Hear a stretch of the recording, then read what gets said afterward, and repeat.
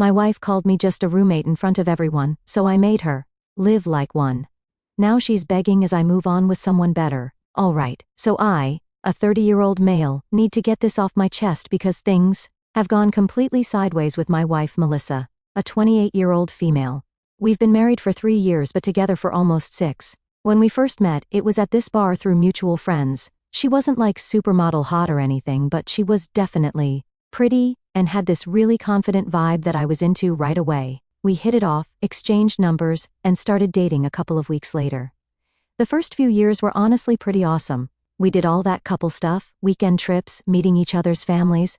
Her parents were kind of standoffish, but whatever. We moved in together after a year. I proposed on our 2-year anniversary, and we got married about 8 months later.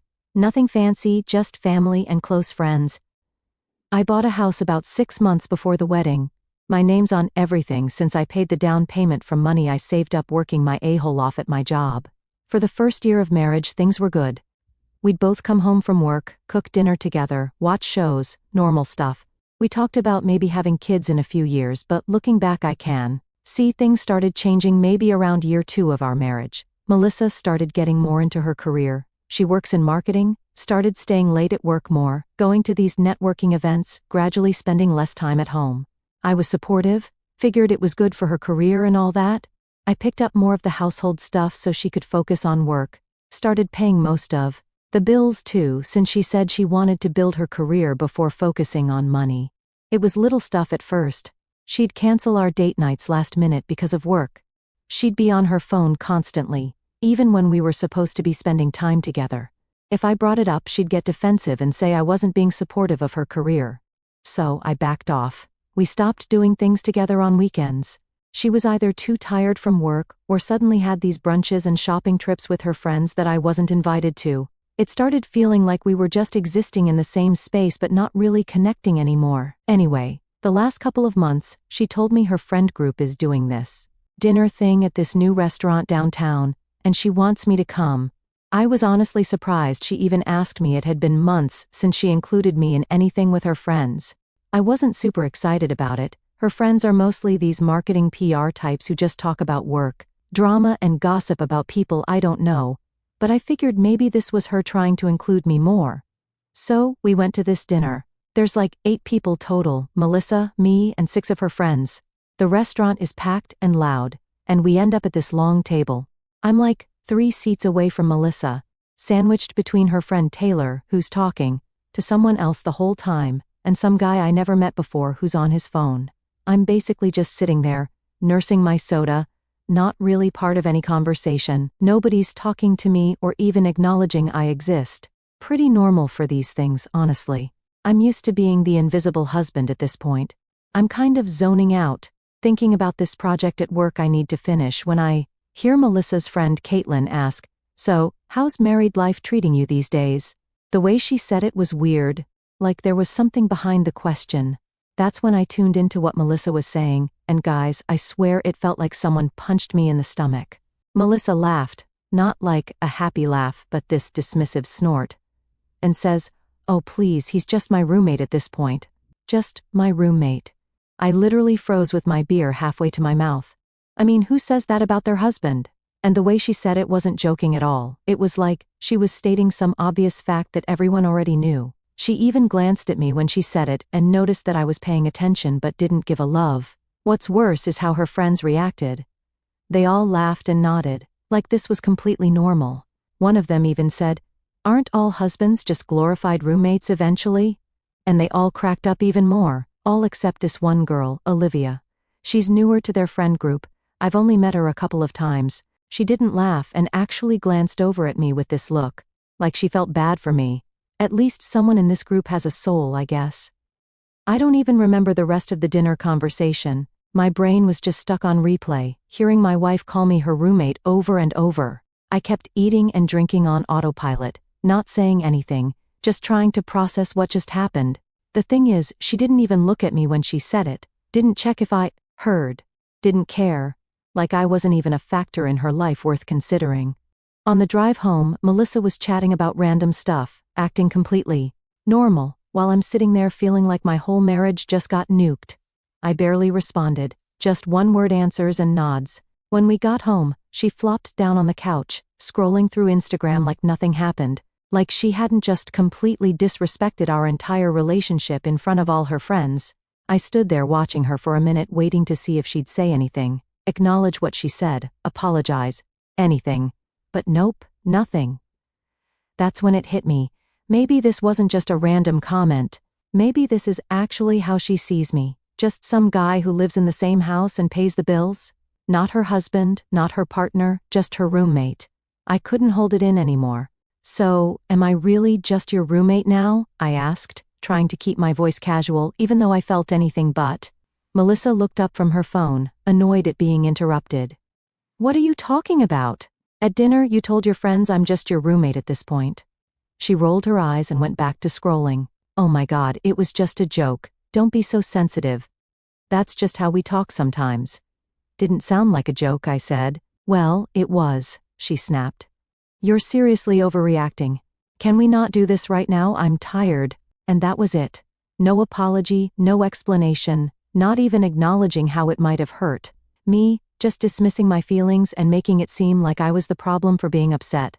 I didn't want to escalate things because I was still trying to wrap my head around everything. Plus, I wanted to think about how to approach this. But one thing was clear. Something in our relationship was seriously wrong, and I couldn't ignore it anymore. The next morning, I went through my normal routine on autopilot. Melissa was rushing around like usual, barely noticing me except to ask if I'd seen her phone charger. Just another normal day for her. As I was driving to work, I kept replaying that moment at dinner over and over in my head.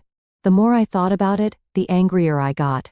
I've been busting my a-hole for years to build a life with this woman. I bought the house we live in. I pay most of the bills. I've been supporting her career by taking on more household responsibilities. I've been the one making all the effort in our relationship while she's been what? Going out with friends, working late, barely paying attention to me? And this is how she sees me, just some dude who happens to live in the same house? By the time I got to work, I'd made a decision. If Melissa wants a roommate instead of a husband, that's exactly what she's going to get. I spent my lunch break setting up a new bank account and transferring most of our money from our joint account into it. I left enough to cover my half of the bills for the month. Not a penny more. I used to pay like 80% of everything because I make more, but roommates split bills 50-50, right? When I got home that evening, I didn't ask Melissa about her day like I usually do. I didn't tell her about mine. I just said, hey, and went to the spare room where I've got my gaming set up. Usually I'd wait for her to finish work, and we'd decide on dinner together, but not tonight. I ordered a pizza just for myself. When it came, I grabbed a couple of slices and went back to my game. Melissa came in looking confused. Did you order pizza? Where's mine? I shrugged, not looking away from my screen. Oh, I just ordered for myself.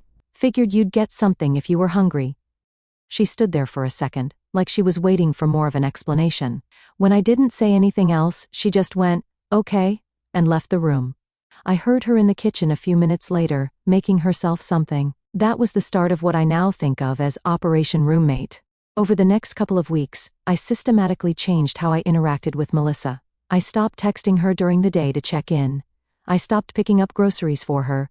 I stopped doing her laundry with mine. I stopped asking if she needed anything when I went to the store.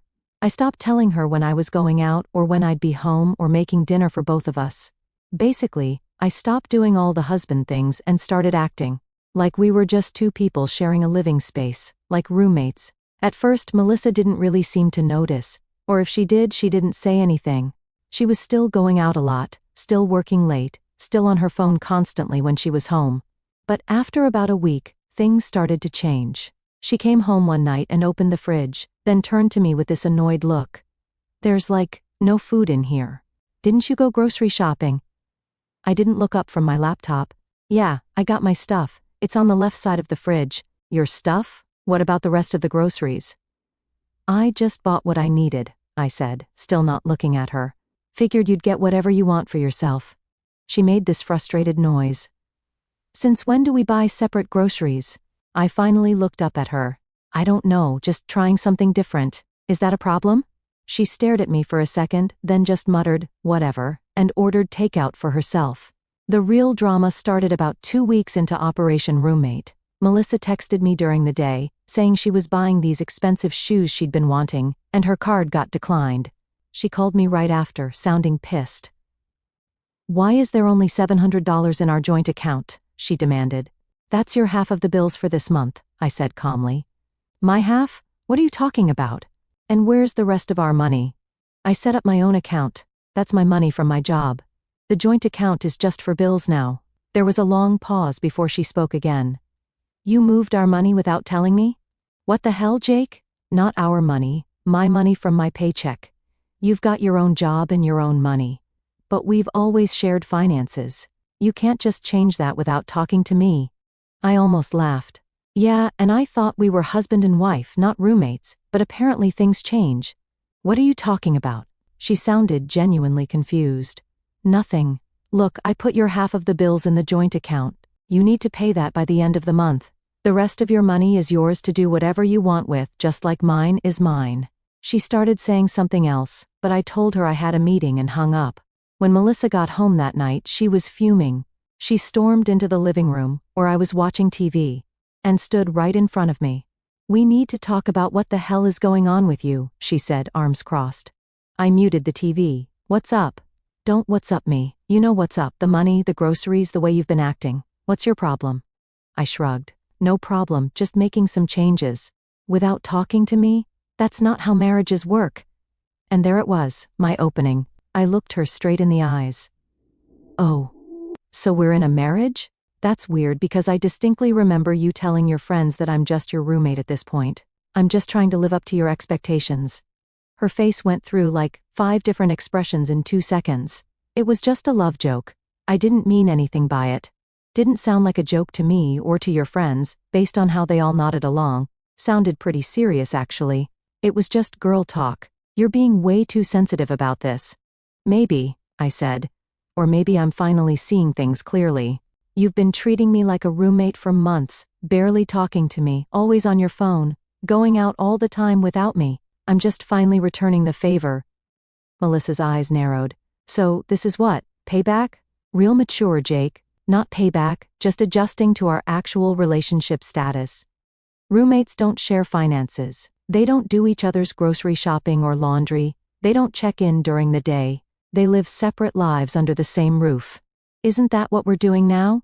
She stared at me, opening and closing her mouth like she couldn't decide what to say. Finally, she just threw up her hands and walked out of the room, muttering about how ridiculous I was being. But I noticed something interesting over the next few days. Melissa started trying harder. She texted me during the day. She suggested we order dinner together. She asked about my day.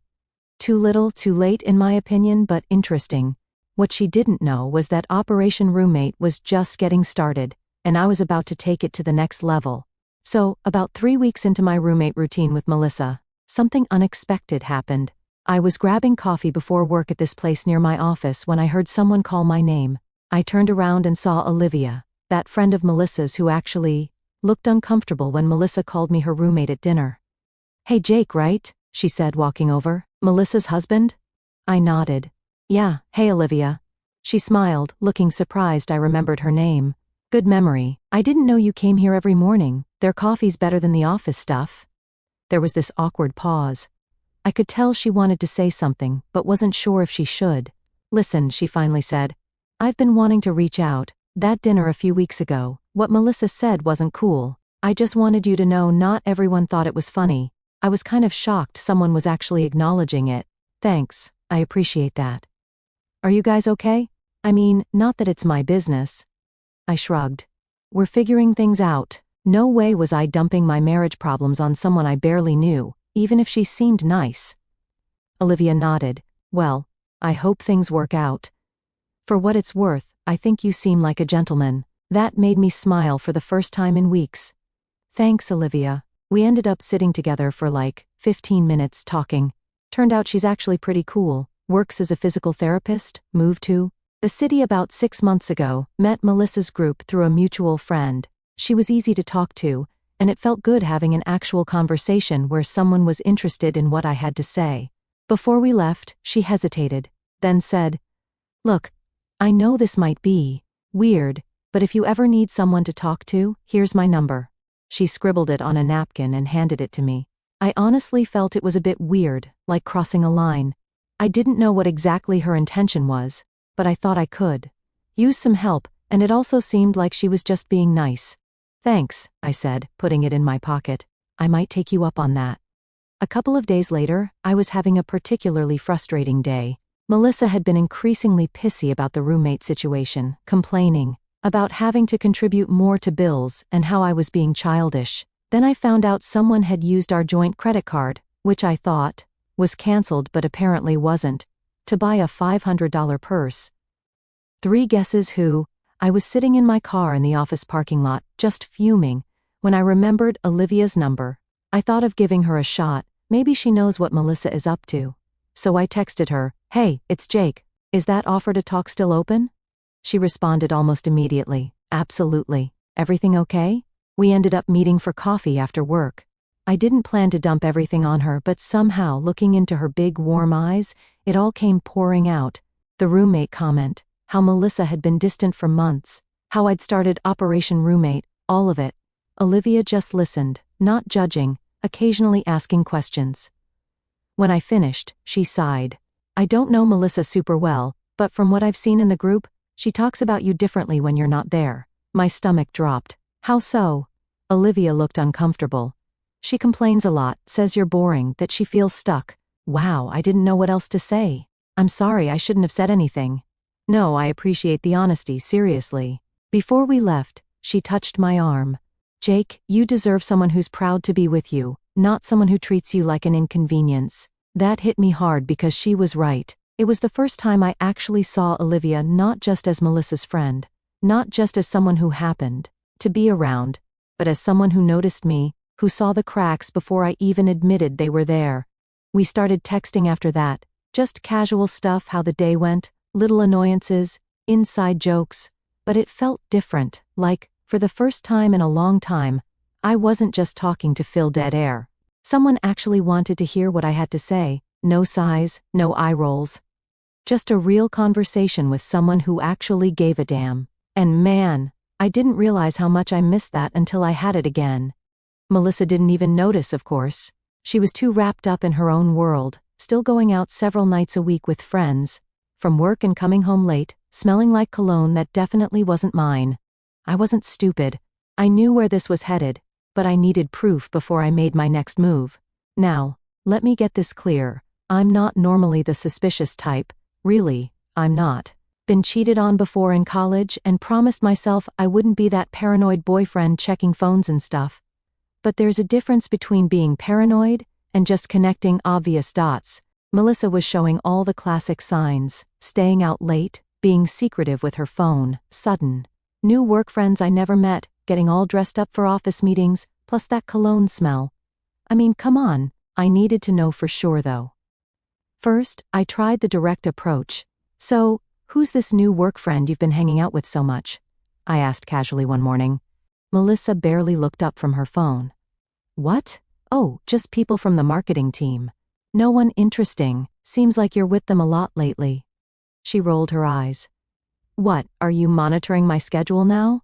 I thought we were just roommates." She made air quotes with her fingers. "Just making conversation," I said, walking away.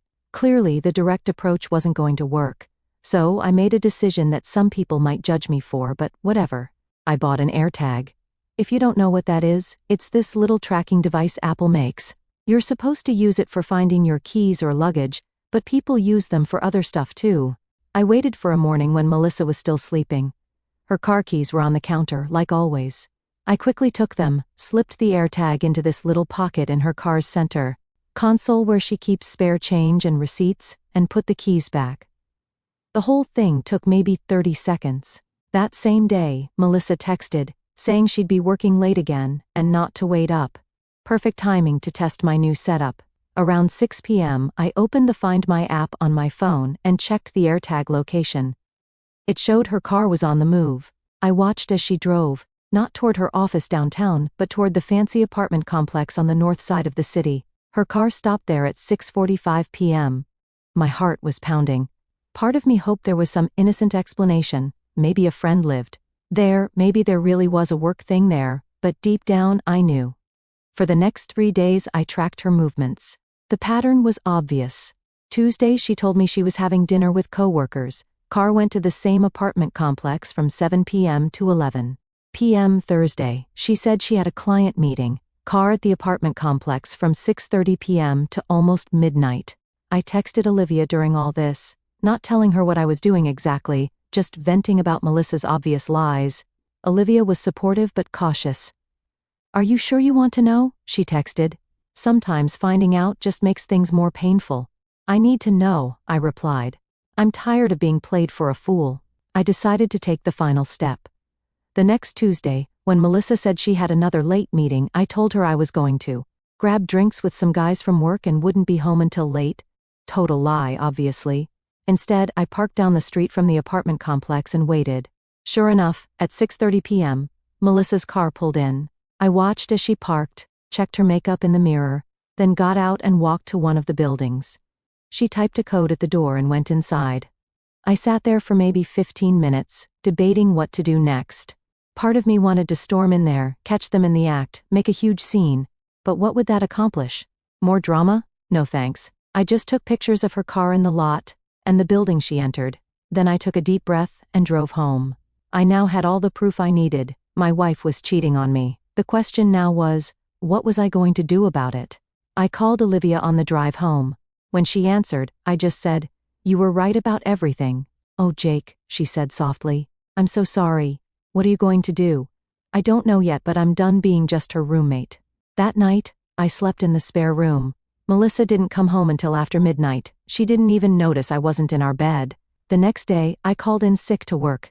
No way I could focus on spreadsheets and meetings while my marriage was imploding. I spent the morning researching divorce lawyers, and found one with good reviews who could see me that afternoon. I laid everything out for him, the roommate comment, the cheating, the house situation, our finances. "So, what am I looking at here?" I asked after explaining everything. He leaned back in his chair. "Well, you're in a pretty good position, legally speaking. The house is in your name and you owned it before marriage, so that's likely protected. No kids makes things simpler. Virginia isn't a pure no-fault state, so her adultery could work in your favor. The main question is how contentious you want this to be." I thought about it. "I don't want drama, I just want out." Smart man. The ones who want revenge end up paying me a lot more money. He gave me this knowing smile. "Let's draft the paperwork. In the meantime, document everything, her absence, evidence of the affair, financial records. And don't tell her you're filing until we're ready." I paid his retainer and left, feeling lighter somehow, like I was finally taking control of the situation. When I got home, I had a text from Olivia asking how I was doing. I suggested meeting for coffee, and she agreed. We met at this quiet little place a few towns over where Melissa's friends wouldn't see us. She looked worried when she saw me. "You look exhausted," she said. "Haven't been sleeping much?" I stirred my coffee absently. "I met with a divorce lawyer today."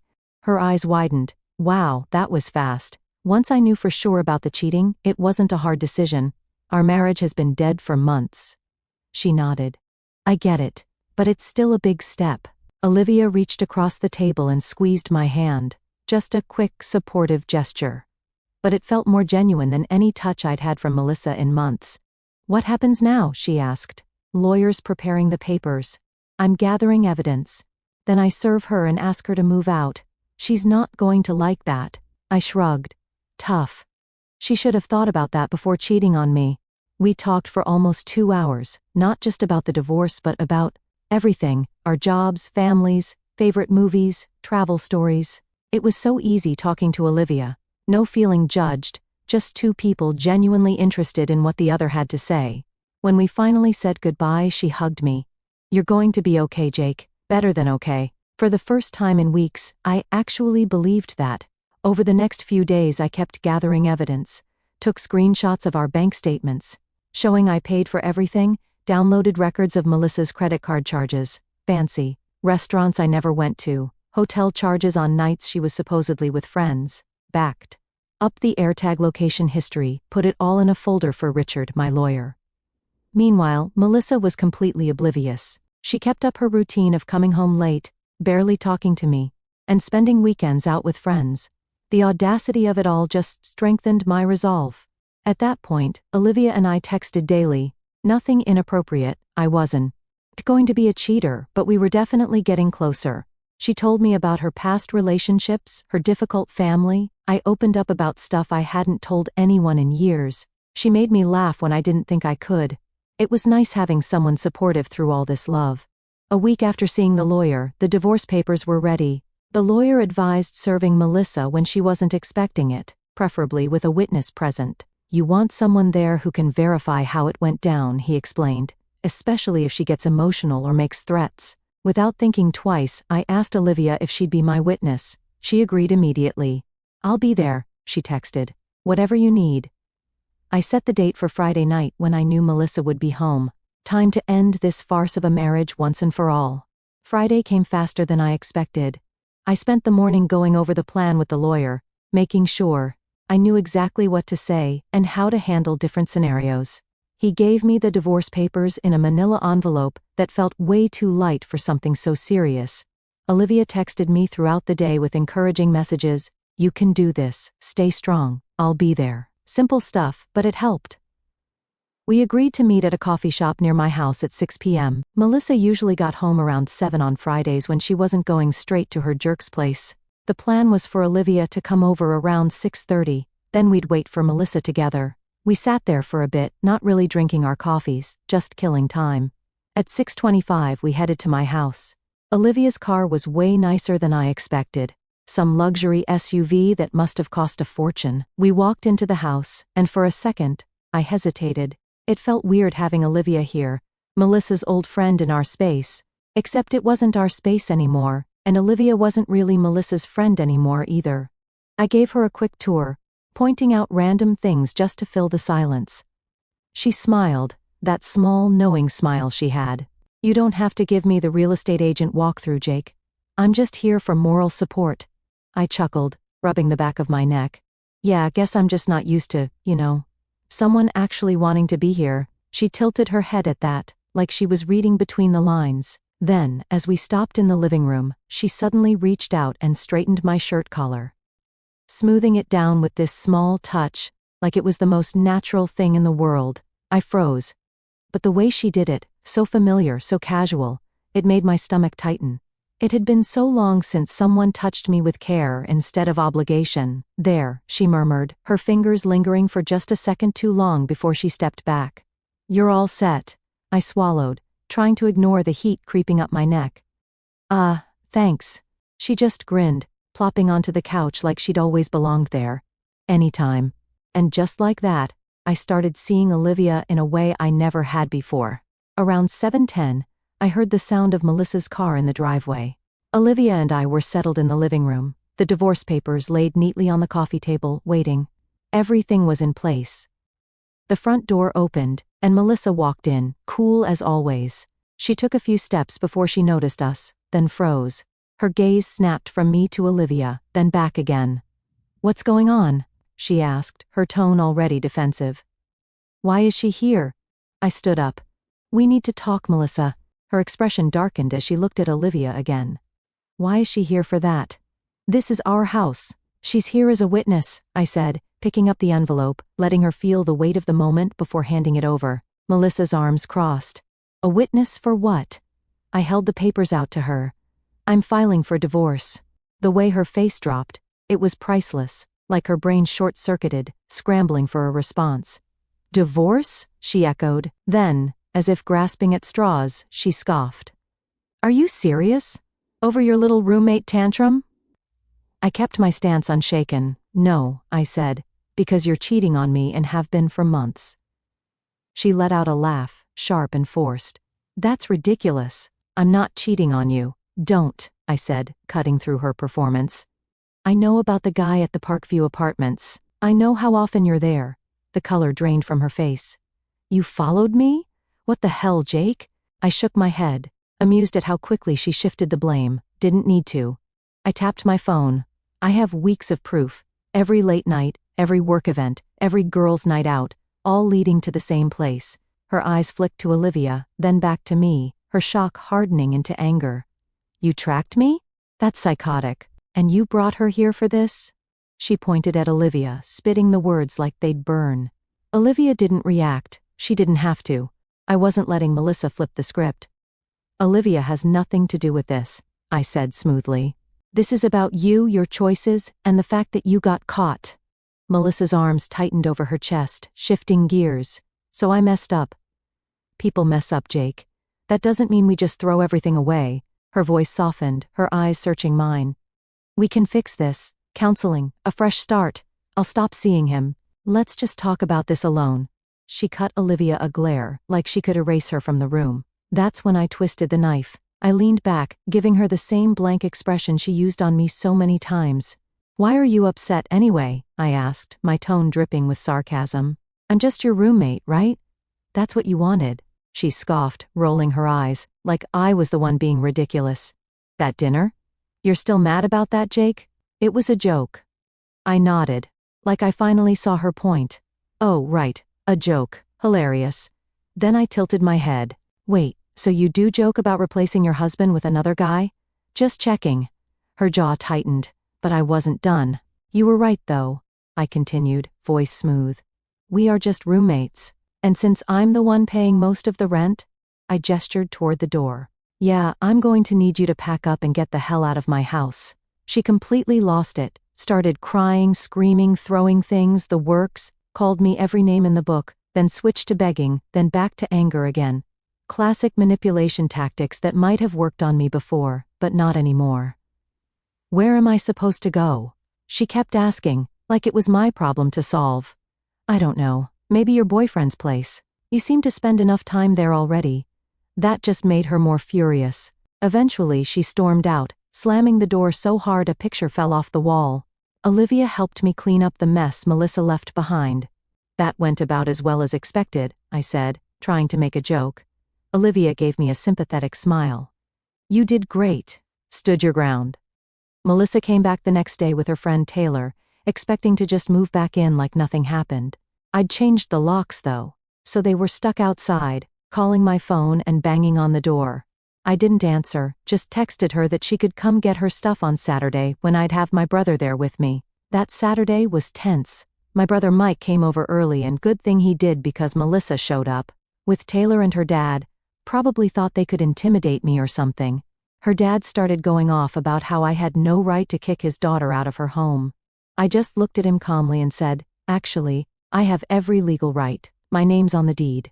I owned it before marriage, and your daughter was unfaithful. But, hey, if you want to discuss this in court where all the evidence of her affair becomes public record, I'm game. That shut him up pretty fast. Melissa glared at me the whole time while packing her stuff, tried the crying thing again when her dad and Taylor weren't watching, whispering that she made a mistake and wanted to work things out. I just walked away. The divorce proceedings were actually pretty smooth after that. She didn't contest anything once her lawyer saw all the evidence I had. The whole thing was finalized in about 4 months, which is apparently fast for a divorce. The funny thing is, I heard through mutual friends that her boyfriend dumped her about 2 weeks after she moved in with him. Apparently, he was fine with being the side piece, but didn't actually want a relationship with her, so she had to move in with her parents at 28, which must have been a pretty big blow to her ego. As for me and Olivia, well, that's complicated. We definitely got closer through all this, started officially dating about a month after Melissa moved out, once I felt ready. Turns out, Olivia's pretty amazing, thoughtful, supportive, smart as hell, and we just click in a way Melissa and I never did. We're taking things slow though. Both been burned before and don't want to rush. She stays over sometimes, but we're not living together or anything. She's helping me redecorate the house. Melissa's taste was always a bit much for me anyway. The other day, Olivia and I were having dinner at this restaurant downtown when, guess who walks in? Melissa with some new guy. She spotted us immediately and came over to our table, this fake smile plastered on her face. Well, isn't this cozy? She said, looking between us. Didn't take you long to move on. Before I could respond, Olivia looked up at her and said calmly, He's not just my roommate, Melissa, he's my everything. The look on Melissa's face was priceless. She just stood there with her mouth open, while her date awkwardly tried to pull her away. After they left, I couldn't stop smiling. Olivia looked at me. Too much? No, I said, taking her hand. Perfect amount. So, that's where things stand now. Divorce finalized, house is mine, and I'm dating someone who actually gives a damn about me. Life's not perfect. Divorce is expensive and emotionally draining no matter how justified. But I'm happier than I've been in years. Sometimes I think about that dinner where Melissa called me her roommate. At the time, it felt like the worst moment of my life. Now I realize it was actually the best. It opened my eyes to the truth and forced me to make a change. Crazy how things work out sometimes.